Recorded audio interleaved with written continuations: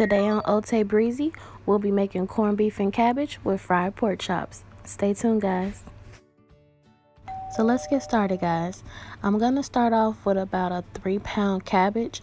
And right here, I'm just taking the bottom core off. I'm going to cut it in half. And then from that half, I'm actually going to quarter it. So right now I'm just gonna quarter the cabbage, and you want to quarter the cabbage just so you can get the core out, and that top leaf you don't want to put that in your greens. And here I go, just chopping up the cabbage. I do like a medium cut, I would say. I don't really like small cabbage because if you cut the cabbage really small, it cooks really fast, and you don't want that. So just continue watching, and I'm just gonna cut up the cabbage.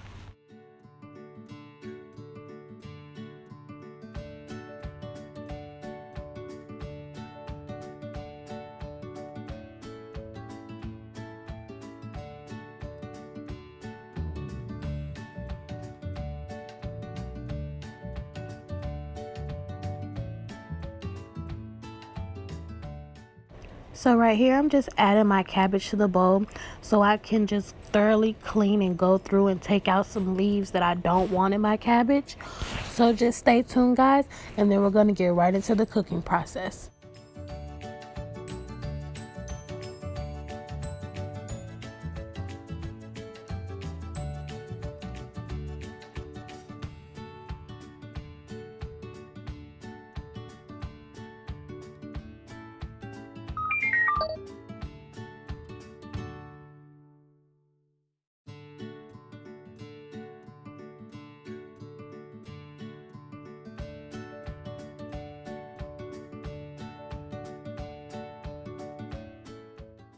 So I'm just gonna add my seasonings to my pan.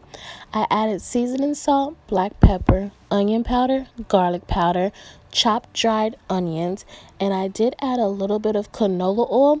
The oil helps the cabbage or any green that you cook get really tender while it's cooking. And if you don't like any seasons that I did just mention, you can just season your cabbage to your likings. So stay tuned for the rest of the video, guys.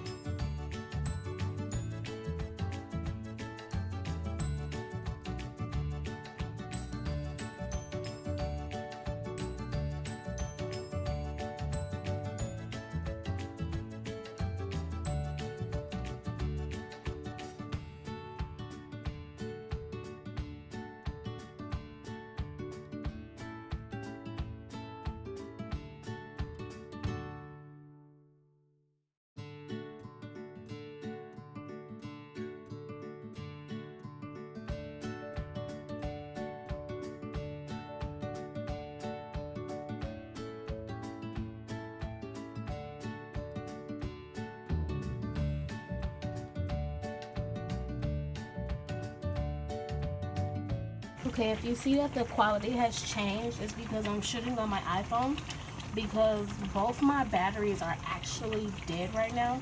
But this is the corned beef that I made earlier in the week. I just popped it in a crock pot and cooked it for about 6 hours until it got really tender. So now I'm just gonna add this to my cabbages.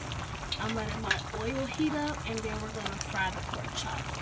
Those cabbages look so good. And I know you guys were looking like, where's the meat in the cabbage?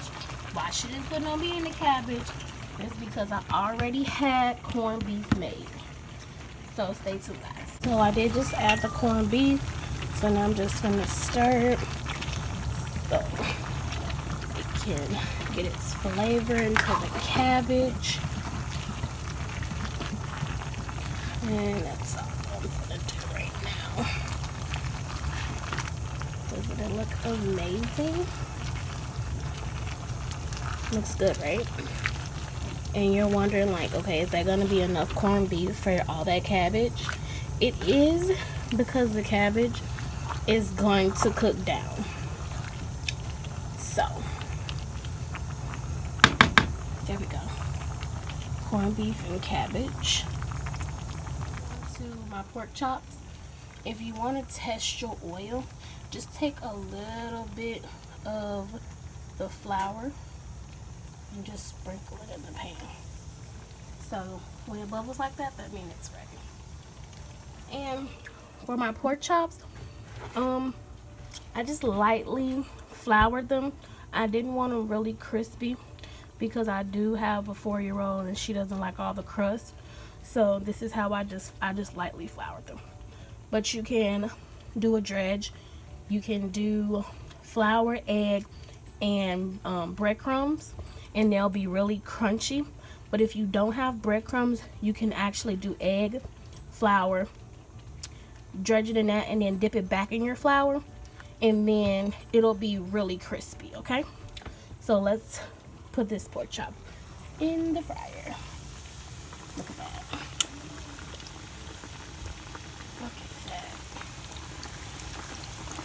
Look at that.